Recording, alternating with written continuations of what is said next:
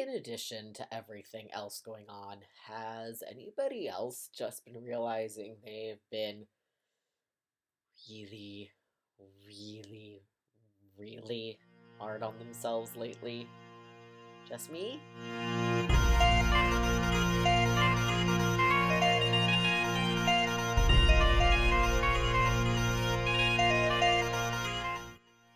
Hello again, my dear hearts, kindred spirits, fellow feral gremlins, and local cryptids alike.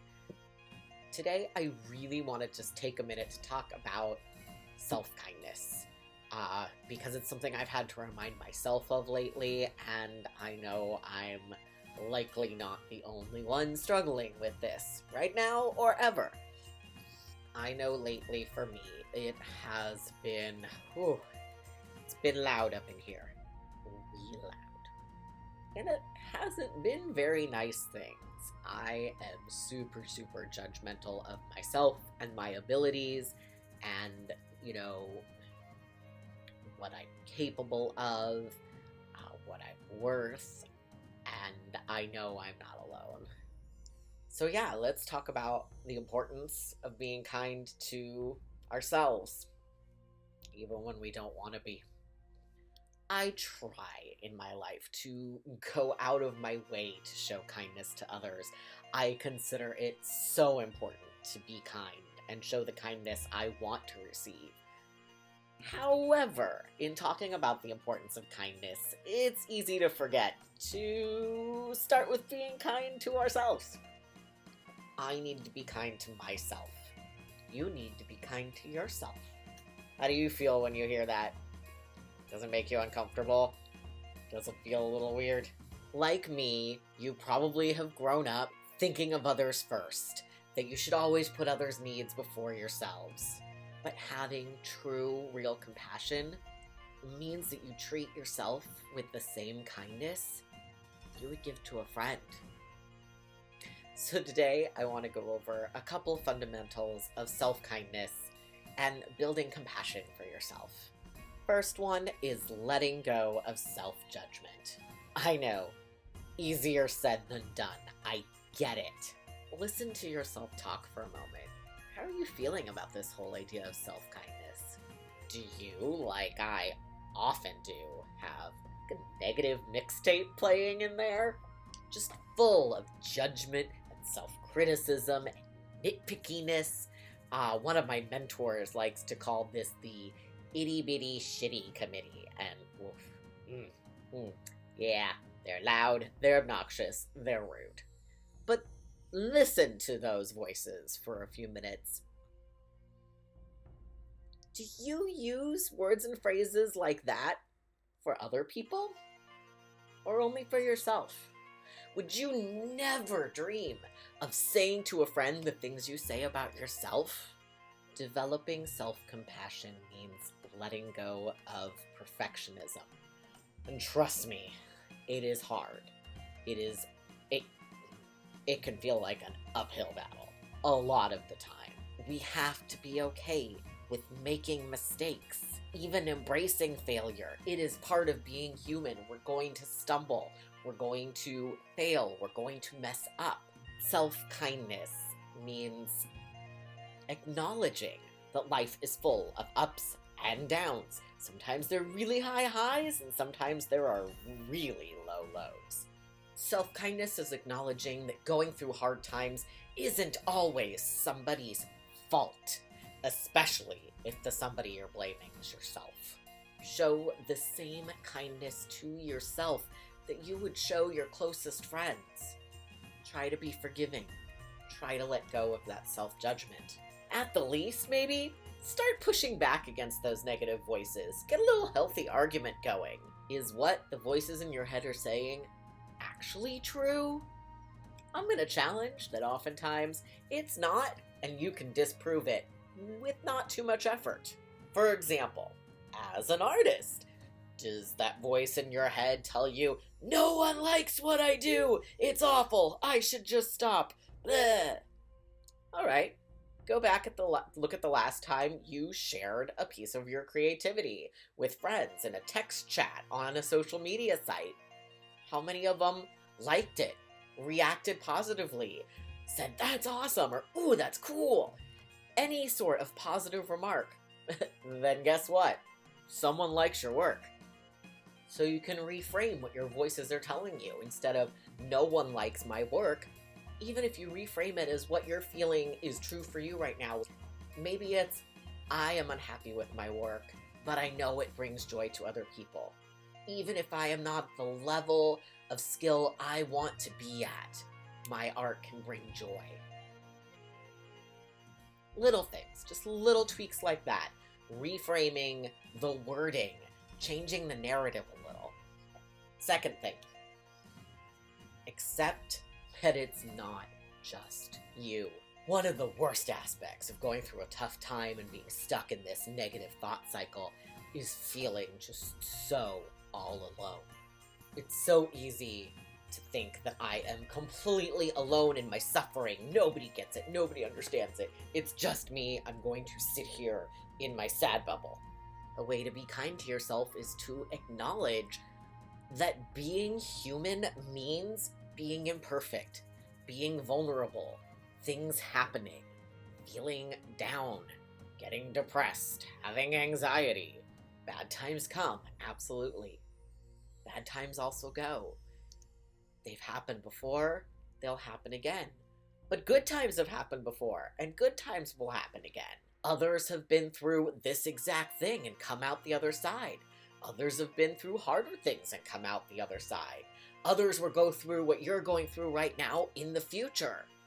Right now, especially right now, in the world we are in and have been for over the last year, and just the constant inundation of, you can be extra assured that you are not alone. So many of us, myself included, are facing exhaustion and overwhelm almost constantly, just from the state of everything we've been carrying. Lean on your friends and community. Commiserate, and remember you have each other, and you're not alone. Take a deep breath, take a step back, and treat yourself a little bit gently until the storm has passed. Even if it's a long, lingering storm. Third thing, try to find a middle ground. This kind of comes back to that idea of arguing with or reframing those negative voices in your head. Trust me, I understand and know how tempting it can be to fall into negativity when things don't go the way you planned.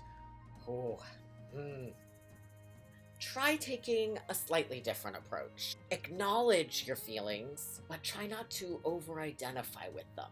Let me explain a little more. Wallowing in your unhappiness or disappointment just leads to more depression, more unhappiness, more disappointment. I'm not saying it's easy to snap out of this. I know it's not. What I am saying is acknowledge. This didn't happen the way I wanted to. It sucks right now. I am allowed to feel this. This is a valid emotion. And now I can start looking forward. What's the next step? Is there something you can start thinking about, even in small ways, of there's a next step to try again, or to try a different approach, or to do something different, so what you planned can still happen. Like I said, a lot of this ties back into treating yourself the way you would want to treat others, and just being gentle with yourself. Look at what's happening to you as an observer. Try to take that step back and look at the situation a little bit more from the outside in. Take a step back, observe what's happening without getting caught up in the emotions, or at the other end of the scale, trying to ignore it or deny what you're feeling. Don't just squish it down and be like, I'm fine. No, acknowledge it. Acknowledge your emotions and the situation you find yourself in, but then try to find some perspective. Look back at what you've already made it through in your life. What have you already overcome? Look forward to things that you know are going to happen in the future. Don't ignore what you're feeling now, but come to it from a place of kindness for yourself, less judgment, and acceptance that this happens and it's okay. And part of being kind to yourself means that sometimes, no matter what you try, it doesn't work. And you are just going to be kind of stuck in that pit for a while. Whether that is just due to how bad the circumstances are, how bad your mental health is at the moment, or just how bad what happened is, and how personally it's affecting you. Sometimes, no matter what tools you try, you're just going to be down, and you're going to be upset and emotional, and you're going to be overwhelmed. And again, that's part of being human. And just try to give yourself that gentleness that you would offer to a friend who you know is struggling, and let yourself have that time. Going all the way back to the beginning, talking about giving to others and putting others first. The whole problem is, if there is nothing left in you, if you're not taking care of yourself, if you're not being kind to yourself, you don't have anything to give. You can't help others. This is why self-care is so important and self-kindness is so important. You have to fill your own vessel before you can pour to somebody else. Let's talk about a real-life example. Lately, that little committee in my head has been giving me grief because the clothing line is behind my original estimated production schedule. I did my best to make realistic timelines for this, and I've been very committed to staying in contact with my Kickstarter backers and keep them in the loop of what's going on. But the truth is, production of the fabric has taken so much longer than I anticipated it would. And due to just life happening, and this being a one-person business with me doing all of the sewing, I honestly have not been able to get as many garments done each week as I had hoped. I was optimistic.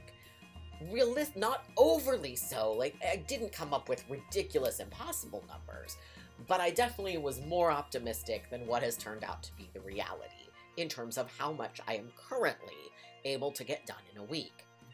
So that little voice in my head started getting real negative and started sneaking in with the self-doubt and the self-judgment. What made you think you could do this? And nobody really wants these clothes anyway. And this was a stupid idea. It got way worse than that, but you get it. So I acknowledged it. I am feeling disappointed with where I am right now, that things aren't farther along. And I was able to take a step back and look at how much I have done. In an awful year like 2020, I still had a successful Kickstarter campaign. I have beautiful fabric coming in with my husband's art custom printed on it, and it's gorgeous. I have people waiting for garments and more going, as soon as you release more to the general public, I'm excited. I can't wait till when shows start and I can come see you and look at the clothes in person. Like, I know there's people excited about it, and I have already accomplished so much from a year ago when I thought I can't possibly start a clothing line. I have. Just because it isn't where I think it should be right now, I've still done something, and I am proud of what I'm doing. So I was able to take a step back, acknowledge that both of those things can be true. It can be amazing what I've done, and I can be happy about what I've done and what will be happening, and I can be sad and upset about where it currently is because it's not what I had planned. And then I can keep moving forward. So that's all I have for you guys today. Because it's something that I've been dealing with myself, I just wanted to share with the rest of you. There will be things like this every so often where I just dive deep. I've been on my own journey of personal development for the last several years, and I just want to share what I've learned with everybody else. And if it can help anybody the way some of it has been able to help me continue to cope with the world and life circumstances and my own mental health, if that can help anybody else, I am thrilled. So there will be occasionally more videos like this Also coming up in the next several weeks, I have another Queerator interview coming, which I am super, super excited about. It's somebody who has helped with Limitless and has their own creative business, and I'm super excited to have that interview and get it up here for you guys.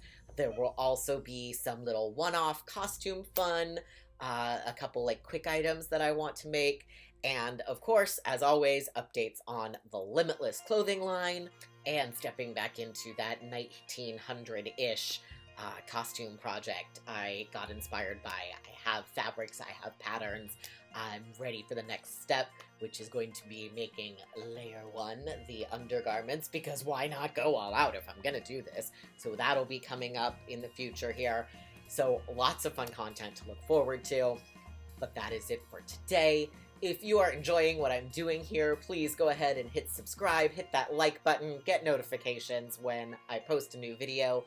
I currently post every other Monday here, and this is me, Aiden McFarland, reminding you to be limitless and queerate. Why, yes, I am trying something different. I think I like it.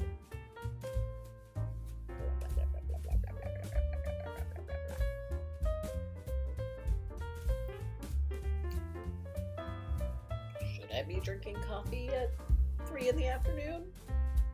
Probably not. I feel like I'm just gonna be constantly twirling the ends like a old-timey villain.